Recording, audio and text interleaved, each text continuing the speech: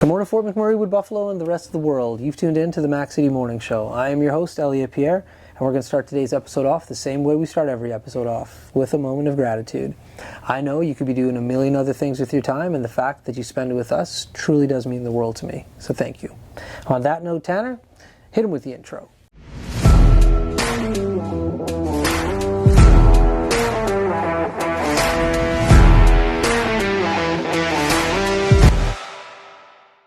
How's it going, you guys? It's Jake White, JJW, coming at you from Norrell Toyota in Fort McMurray. Just wanted to say hi and come on down, check the place out. Hi, my name's Richard. I'm the service manager here at Norrell Toyota. Hi there, I'm Adam. I'm here at Norrell Toyota. I'm a product advisor. Hi, I'm Cass. I'm the appointment coordinator.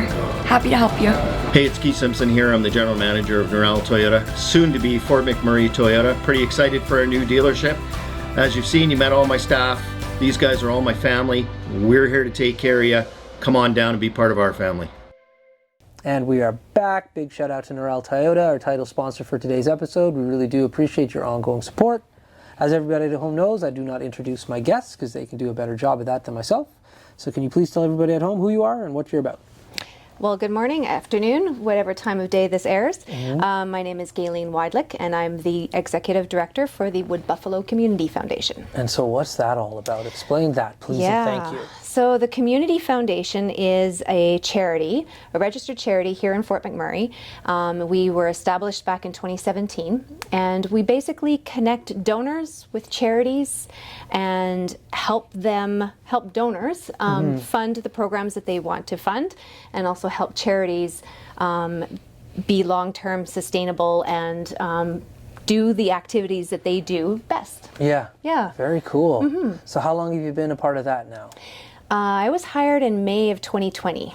Okay. Yeah, so it's going on now 3.5 years. Yeah, that's awesome. That's remarkable. Really. And so what's happening in your world? Like, what are you guys gearing up to do right now? So the Community Foundation is actually, we work primarily with endowment funds. So those are like, you think of it like your long-term savings account, like your RRSP. So they're like how you do your banking, right? Yeah. You have your checking account that pays for all the day-to-day stuff. Yeah. Ours is your investments side of things. So we have investments that earn interest, and all donations go into those for the most part.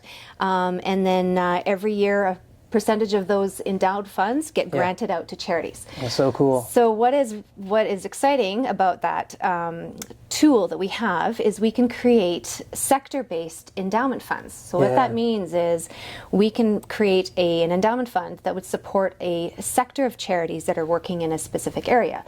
A lot of the work that we've done over the last year and a half or so with the Ukrainian Support Fund, and that has actually been a different type of tool. It's been a flow-through fund, so we receive donations and they go immediately out to support Ukrainians that are coming to Fort McMurray. Oh, okay. So with that fund, we've connected in with a lot of other charities working in that space, such as the Newcomer Interagency Network, the YMCA, Immigration Services, etc. And we had conversations with those charities and with other community members with lived experience, understanding where the gaps are for immigrants and newcomers coming to Fort McMurray. Most people who come to a new community, there's always barriers. I mean, even if you're coming from Edmonton to Fort McMurray, like, where do your kids go to school? Where do you find transportation? Where do you find work? Those kinds of things. And there are even larger barriers when you're coming from another country, where culture, language poses a lot of concerns. So we're working with these charities to help remove those barriers, reduce those barriers, remove them, so that people can make this their home, they can get employment, they can be productive members of society really fast. Right. So we have set up the Immigrant and Newcomer Support Fund. Cool. So we were looking for donations for that. Basically, if I can get 1,000 people to donate $10, I've got a really nice endowment fund. And the more we raise, the more we can grant out on an annual basis forever and ever and ever for the charities that are supporting this work. Yeah, very cool. Interesting fact for you. Fort McMurray, Wood Buffalo, has the largest immigrant population per capita in Canada. What? Yeah. So Wild. more than Toronto, more than Vancouver. Yeah. Per capita, we have the highest immigrant population in Canada. Holy. Right. So we have this opportunity to really improve the lives of people that are coming here and make the community and this region stronger. Right. No doubt. That's really cool. On that note, we're going to throw to an ad. Yes. Carrie from Patchouli Rose, take it away. Hi, it's Carrie with Patchouli Rose Herbal Apothecary. I know our summer is coming quickly to an end. And during the summer, we always think of applying our sunscreen, but sunscreen is a product that we should be using every day of the year to protect our skin against harmful UVA and UVB rays, also against premature aging. I have a product called Dandelion Harvest, which is moisturizing, anti-inflammatory, and is great for anti-aging. You can use this every day of the year, and it's very moisturizing. If you want to check this product and any of my other products out, please go to patchoulirose.com. And we're back. That's an interesting fact. Wow. Now, before we started filming, you were asking about some of the art on the wall. We're filming in our lobby right now, not in the studios. We'll be back there very soon, though. But you said you were a bit of an artist. Yes, well, a little bit, but not... Let's talk about that for a little bit. So, Okay. like, where did your love of art start? I've always been creative, but Okay. yeah, I took photography at NAIT. So kind of art is something you can do, like a canvas painting is something you can do. Well, art anywhere is you can do anywhere, right? And Yeah. you can create anything, whether it's a canvas art or the workshop that I was doing this weekend for the tufted brooch, learning how to do tufting and beading. Yeah. It's a skill set and craft that is very impressive. Yeah. Right? So yeah. But So yeah, you I took do. photography in school then? For how long? Like, what was that program like? It was a 2-year program at NAIT. Okay. Yeah. So the first year was black and white, and the second year was color. Wow. And so Yeah. you so how do you still utilize that skill set? Well, I don't. Yeah, okay, fair enough. Because it wasn't digital at the time, right? It was all film. So. Yeah. Well, we got like Yeah. a film camera old school. I'll show it to you before we leave. Yeah. Like in the like a Twin Rex or something. Yeah, I An forget old what brownie. model it is. Right. Oh, so you were Yeah. developing your own film. Yes. Cool. Yeah. And what I found the most fascinating about the black and white photography Yeah. was hand coloring. So and I don't know taking what that means. Explain that, please. So taking an old photograph and repairing it, Mm-hmm. so removing all the wrinkles and the cracks, and it's basically like Photoshop now. Yeah. But taking an old photograph, and I did this for my father-in-law. He had a picture of his mom in his wallet that he had when he came over from Austria. Yeah. To Canada as a young man, and with a cardboard suitcase and $50 in his pocket. That was Right. all he had to start Yeah. his life.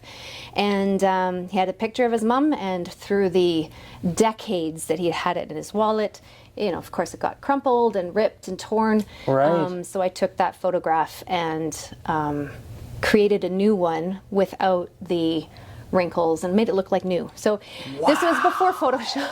Now you Yeah. can do it on your camera. Yeah. Your phone, I mean, right? Yeah. So yeah, it's an archaic skill at this point, but it's Wild. It's a cool one. So like, I've never been like I used to work for a company that did non-destructive testing. So Okay. with radiation, so like they had dark rooms in the back of the trucks so they could develop the film afterwards. Right. But I've never actually been in an artist's dark room before.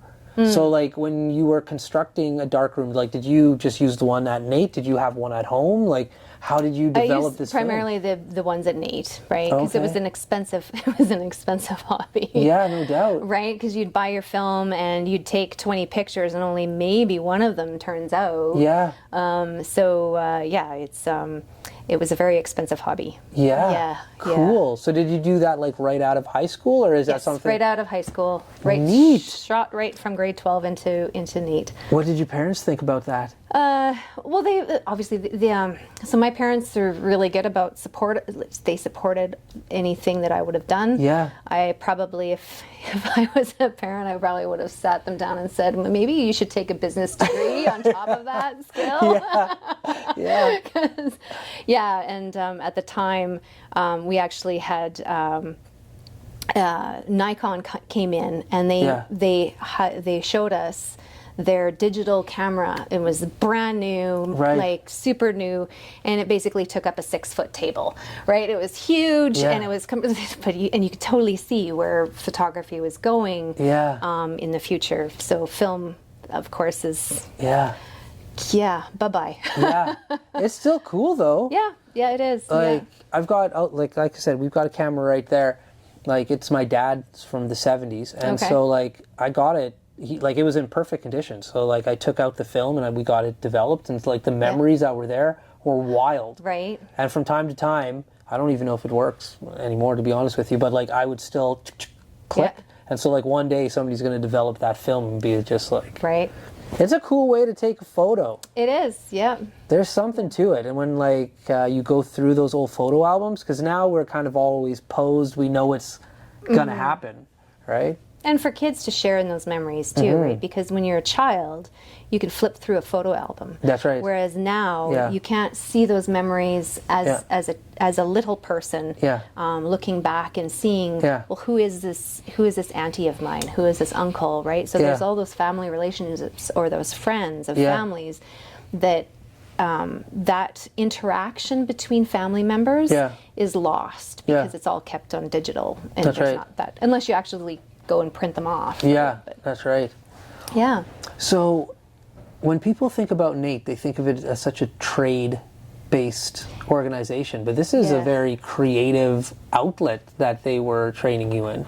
Yes. That was like 1991, 92, right? So it was a long time ago, but I think they've still got the photography program. I could be wrong on that, but I know they've expanded their offerings as well. But there's some great colleges, and Keano is another really great avenue here locally for.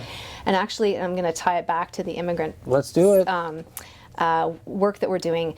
Keano is one of our sponsors for our upcoming event, because they have their international students have exploded in popularity. So they have expanded their program and exponentially, which is a huge bonus to our region. We have a ton of students. Actually, I met one at a furniture place here locally that she'd been in here in Fort McMurray for 20 days, and in Canada for 20 days. But she was taking the business admin degree at Keano. Wow! So Keano is sponsoring our event on October 13th. There we go. And Synovus actually has been a really good supporter of Vital Signs as a whole, and we're using a portion of their sponsorship for this event as well. So the event is called Empowering Dreams and Building Stronger Communities.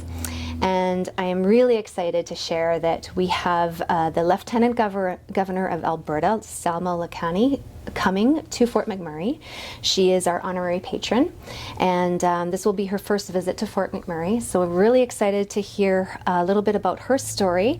And as well, our keynote speaker is Tarek Haddad. He is the CEO and founder of Peace by Chocolate. And his family's story of immigrating to Canada from Syria to Antigonish and setting up a chocolate shop is quite inspiring. And he'll be talking about sharing his perspectives about entrepreneurship and immigration, and how the two of them can be used to build really strong communities. So we're really excited to have him. Get your tickets. They can be purchased through our website at wbcfoundation.ca. They're $40. Super cheap. This is not an exclusive luncheon or gala dinner or something. This is a community-based initiative, and I wanted it to be kept accessible by the majority of people. We'd love to see you out there. It'll be a great luncheon. So 11:30 to 1:30 on October 13th. There you go. There you go. No, that's cool, and pretty interesting individuals that you have coming to speak as well. Yes, yeah, really excited to bring that caliber. It's going to be a busy week that week, though. But there's a lot going on coming up in October. Yeah. But, yeah, we're excited for this one. That's cool. Well, listen, that's pretty much the end of our time today. Okay. But you get a shameless shout out or plug before you leave. The whole show is a shameless shout out or plug, basically. But you have the mic, the camera, the lights. Have all right. fun. Well, for all the listeners out there, I just want to say thank you for all of the things that you do, obviously watching this program, spending your time watching this, and also for those that volunteer or give back or even paying it forward at the Tim Hortons lineup. That's all charity. That is all community philanthropy. So thank you from the bottom of my heart for all that you do. And if you're able to reach a little bit deeper, please consider donating to the Community Foundation for the Immigrant and Newcomer Support Fund, or any of the other funds that we have, or show up for our event and buy your tickets and come out and have a great afternoon, great lunch. Looking forward to a beautiful fall afternoon. So thank you. There we go. Well, for McMurray with Buffalo, the rest of the world, that's been another episode of the Mac City Morning Show. From the bottom of my heart, thank you very much for tuning in. Big shout out to our title sponsor, Neural Toyota, as well as Carrie from Patchouli Rose. Thank you both for your ongoing support. Hope everybody at home is having a great day, and we'll see you tomorrow. Peace. What a deadly old way to end another morning show. Later, boys.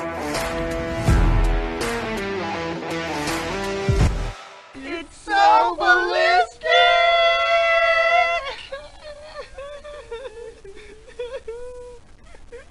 Talk about quenching your ugly thirst.